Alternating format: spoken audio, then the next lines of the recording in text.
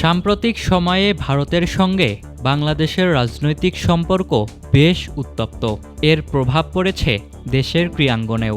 আসন্ন আইপিএলের নিলাম থেকে ৯ কোটি ২০ লাখ রুপিতে মুস্তাফিজুর রহমানকে দলে নিয়েছে কলকাতা নাইট রাইডার্স।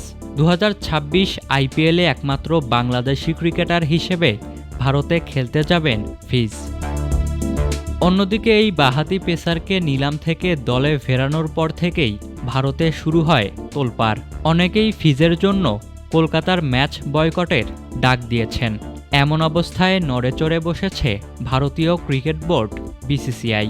তারা নিজেদের অবস্থান স্পষ্ট করেছে, জানিয়ে দিয়েছে মুস্তাফিজের ব্যাপারে সরকারের কাছ থেকে কোনো নিষেধাজ্ঞা নেই। সম্প্রতি ইনসাইড স্পোর্টসকে দেওয়া এক সাক্ষাৎকারে বিসিসিআইয়ের এক শীর্ষ কর্মকর্তা জানিয়েছেন, মুস্তাফিজের আইপিএল খেলা নিয়ে কোনো আইনি বাধা নেই। এ কারণে তারা এই বিষয়ে কোনো হস্তক্ষেপ করবেন না। বাংলাদেশ কোনো শত্রু রাষ্ট্র নয়, সেটাও মনে করিয়ে দিয়েছেন সেই কর্মকর্তা। আমরা বুঝি এটা একটা স্পর্শকাতর বিষয়। কূটনৈতিক পরিস্থিতির ওপর আমাদের নজর আছে এবং আমরা সবসময় সরকারের সঙ্গে যোগাযোগ রাখছি। তবে বাংলাদেশি ক্রিকেটারদের নিষিদ্ধ করার ব্যাপারে সরকারের পক্ষ থেকে কোনো নির্দেশনা আসেনি। বাংলাদেশ আমাদের শত্রু রাষ্ট্র নয়, তাই নিয়ম অনুযায়ী মুস্তাফিজের আইপিএল খেলতে কোনো বাধা নেই।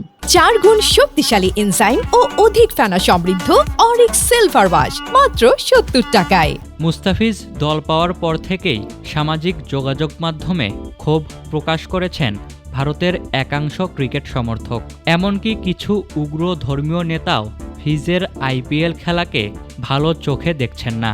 ভারতের উত্তরপ্রদেশের বিজেপির কট্টরপন্থী নেতা সঙ্গীত সোম শাহরুখ খানকে গাদ্দার আখ্যা দিয়েছেন।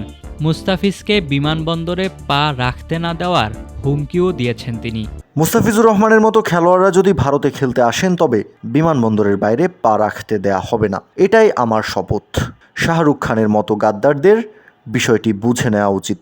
এছাড়াও উজ্জয়িনীর ঋণমুক্তেশ্বর মহাদেব মন্দিরের প্রধান উপাসক মহাবীর নাথ জানিয়েছেন, মুস্তাফিজকে খেলালে ভাঙচুর চালানো হবে স্টেডিয়ামে। বাংলাদেশি খেলোয়াড়কে মাঠে নামাতে গেলে কঠিন পরিস্থিতির মুখোমুখি হতে হবে কলকাতাকে। তপস্বী যোদ্ধারা ম্যাচ হতে দেবে না, মাঠে ঢুকে ভাঙচুর চালাবে। এদিকে মুস্তাফিজের আইপিএল খেলার সময়কাল নিয়েও অনিশ্চয়তা রয়েছে। বিসিবি সভাপতি আমিনুল ইসলাম বুলবুল জানিয়েছেন, বাংলাদেশ দলের সিরিজের প্রয়োজন অনুযায়ী ক্রিকেট অপারেশনস ডিপার্টমেন্ট সিদ্ধান্ত নেবে। ইশতিয়াক মাহিন, ক্রিক ফ্রেন্সি।